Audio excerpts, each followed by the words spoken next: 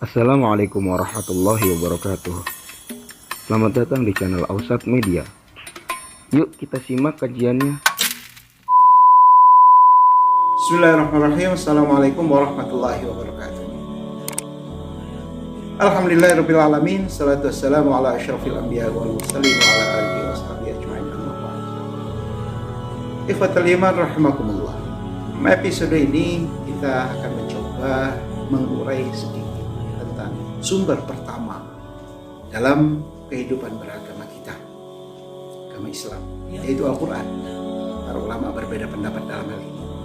Ada yang menyebutkan bahwa Al-Quran berasal dari kata qira'ah yang artinya adalah membaca, sehingga Quran itu adalah maknanya adalah bacaan. Ada lagi yang mengatakan bahwa Al-Quran berasal dari kata korona yang artinya menyertai, mengikuti, dan lain sebagainya. Kemudian ada yang mengatakan bahwa Al-Quran itu adalah ismul alam. Ismul alam artinya nama, sebutan, bahwa itu tidak berasal dari sebuah kata derivatif, bukan, tapi itu adalah sebuah kata. Tapi apapun itu, yang pasti Al-Quran sendiri menyebutkan kata Quran itu di dalam Al-Quran. Ada beberapa ayat yang menyebutkan itu. Itu secara bahasa. Secara istilah, Al-Quran adalah wahyu yang diturunkan oleh Allah Subhanahu wa Ta'ala kepada Nabi Muhammad Rasulullah Sallallahu Alaihi Wasallam melalui Jibril al-muta'abbad bitilawati, yang membacanya adalah ibadah. Ini spesialnya Al-Quran, wahyu yang diturunkan oleh Allah Subhanahu wa Ta'ala melalui malaikat Jibril kepada Rasulullah Sallallahu Alaihi Wasallam, yang membacanya adalah ibadah. Dan banyak data-data yang menyebutkan bahwa membaca Al-Quran adalah sebuah kebaikan, dan itu disebutkan. Rasulullah sendiri menyatakan bahwa membaca Al-Quran adalah sebuah kebaikan, dan kebaikan itu dibalas dengan 10 kali lipat. Rasulullah menyebutkan setiap huruf, dan huruf itu disebutkan bukan berarti alif lam mim itu satu huruf, tapi alif itu satu huruf, lam satu huruf, mim satu huruf. Itu al-muta'abbad bitilawah. Jadi membacanya adalah ibadah. Itulah Al-Quran.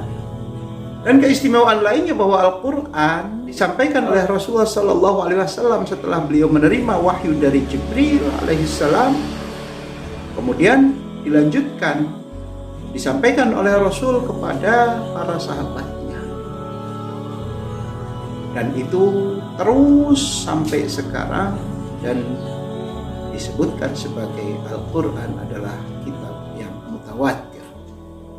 Dipastikan bahwa originalitas Al-Quran itu dipastikan, bahwa yang sampai kepada kita saat ini itu juga adalah disampaikan oleh Jibril, diajarkan oleh Jibril kepada Rasulullah Sallallahu Alaihi Wasallam.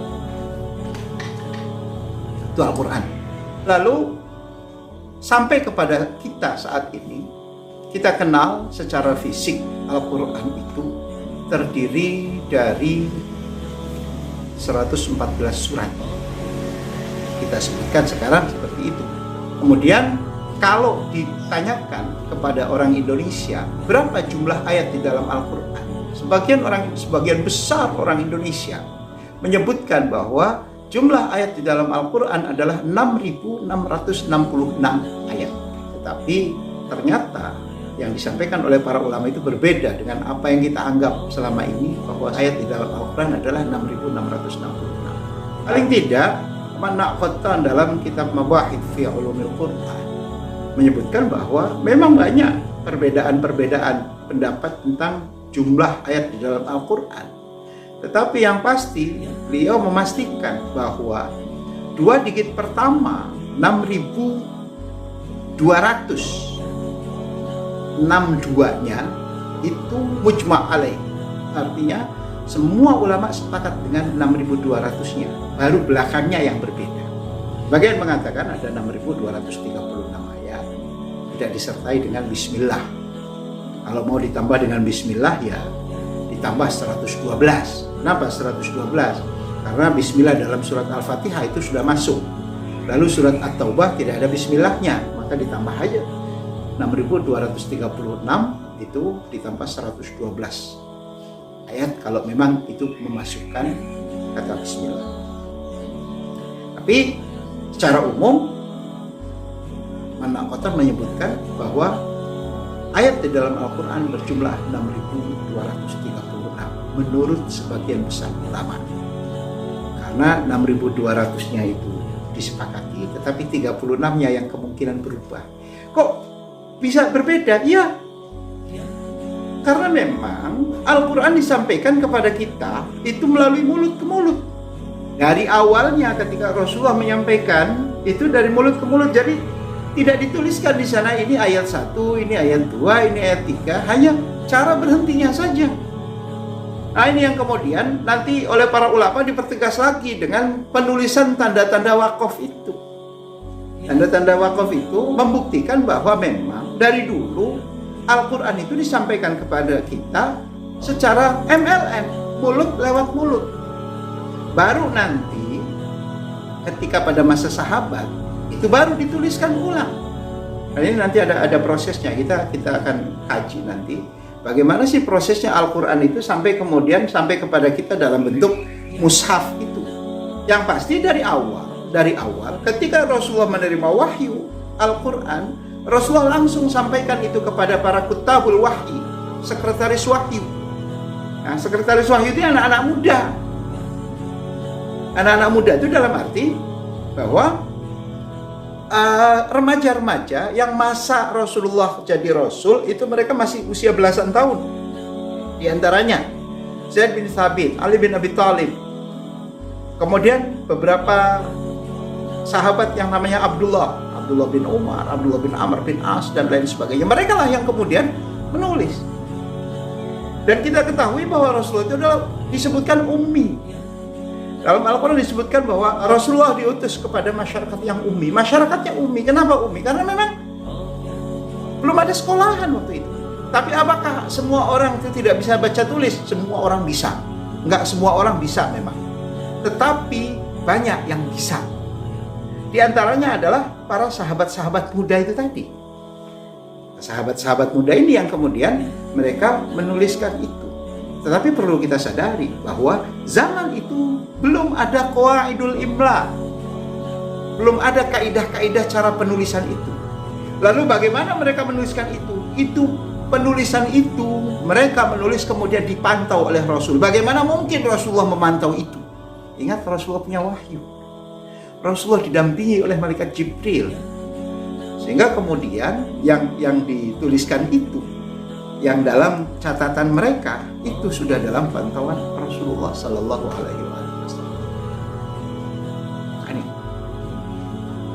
Lalu bagaimana dengan penertiban ayat dan surat? Toh kan Al-Quran itu tidak diturunkan secara berurutan dari mulai Al-Fatihah terus sampai An-Nas, tidak. Bahkan ketika berbicara apa yang awal sekali ayat yang turun itu kita semuanya hafal kalau itu. Surat Al-Alaq ayat 1 sampai 5. Tapi kan tidak satu surat penuh. Lalu ada yang mengatakan ada yang satu surat penuh itu. Pertama kali surat yang turun secara penuh itu adalah surat Al-Fatihah. Ada yang menyebutkan seperti itu. Tetapi yang pasti data yang masuk kepada kita bahwa Al-Quran tidak diturunkan secara bertahap dalam arti berurutan dari surat Al-Fatihah sampai An-Nas. Sehingga kemudian kita dengan mudah mendeteksinya bahwa ini turut urutannya seperti itu. Tidak.